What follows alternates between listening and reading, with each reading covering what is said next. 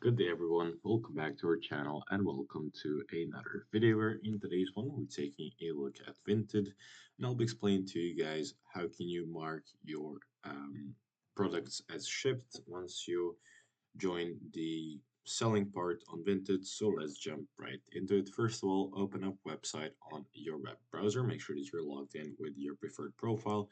And then from the home page, you will navigate on to your conversation. So make sure that you open up the chat with your customer, attach the shipment receipt, and press mark as shipped within 5 working days of the sale. Otherwise, your order will be automatically cancelled. So um, make sure to open up the chat. As I said, click on mark as shipped, and your buyer or your customer will be notified that the item is about to be delivered.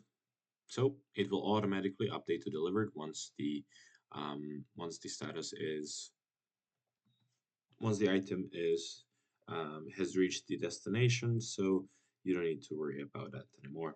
That's it for today. Thank you for watching this video. If you found it helpful, leave it a like, subscribe, and I'll see you guys in the next one. Goodbye.